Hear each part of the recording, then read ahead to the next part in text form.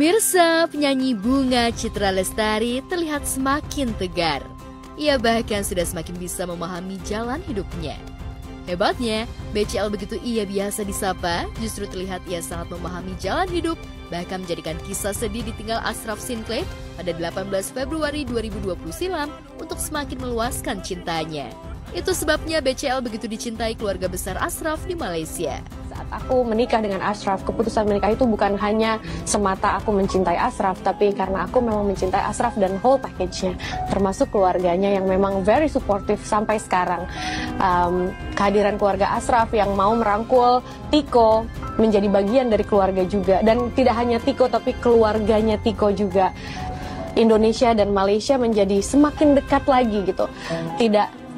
Bukan berarti karena Ashraf sudah pergi meninggalkan kita terlebih dahulu, tapi justru semakin erat karena kita bisa berbagi cerita, berbagi memory, dan ada Noah di sini gitu yang memang kita masih terus meneruskan legasinya Ashraf.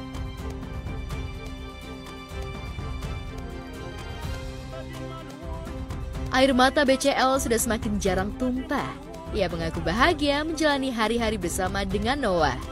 Walau ia kadang merasa sedih melihat pertumbuhan Noah putranya, namun kehadiran Tiko Aryawardana mampu mewarnai hidupnya. Dan BCL mengakui jika kedekatan Tiko dan Noah sudah selayaknya kedekatan ayah dan anak. Bahkan dalam urusan kepribadian anak remaja lelaki, BCL begitu mempercayakannya pada lelaki yang dinikahinya pada 2 Desember 2022 itu.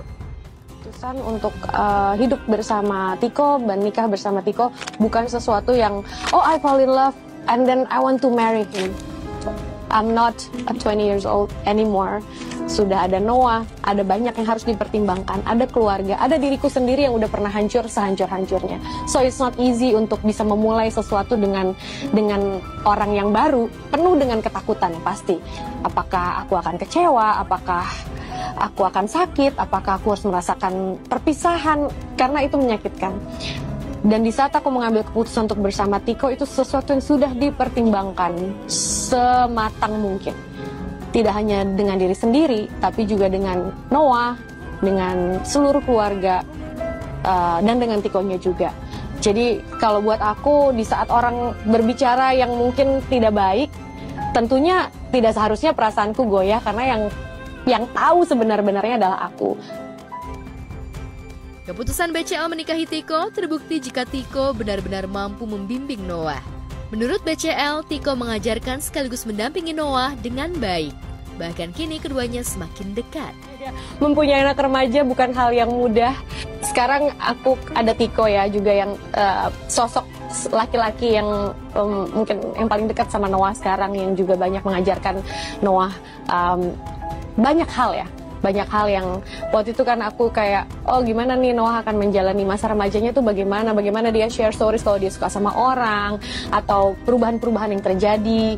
Tapi tentunya on certain timing, aku harus bisa jadi ibunya Noah juga, yang bisa punya disiplin, yang bisa punya aturan-aturan tertentu yang memang tidak boleh dilanggar.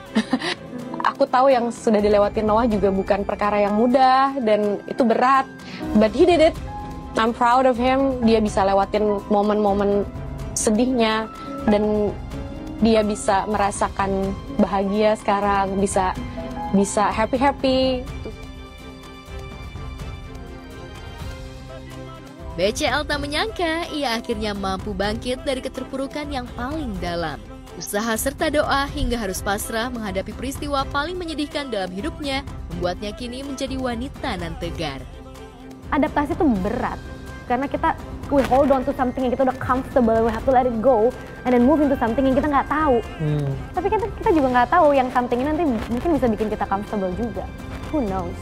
Kalau gue dari awal capek komplain, capek coba begini maksudnya capek menyesali. Capek menyesali karena it's a waste of time. Buat gue yang penting gimana caranya kita bisa hidup saat ini, momen ini. one day at a time, balik lagi karena udah itu di kepala Be present banget aja gitu. one day at a time, hari ini lo gini. Makanya even COVID sendiri pun dari mulai gue di rumah sampai gue bisa terima tamu, sampai gue bisa, itu kan perkembangan. Karena kita juga lihat, jadi kita terus beradaptasi, bukannya gue lock sampai sekarang gue masih nge-lock diri gue di rumah. Kan enggak Nil gitu maksudnya. So I'm kind of like berusaha membuktikan ke diri gue juga. And mungkin ke orang sekitar gue kalau ini tuh kita perlu fluid gitu loh. Dulu kita terlalu bukan dimanjakan ya, kita terlalu nyaman dengan hidup yang kita jelas, tertata, terplan semuanya. Mungkin buat gue, privilege gue adalah gue disambar sesuatu yang besar duluan, yang mengharuskan gue untuk menyerah.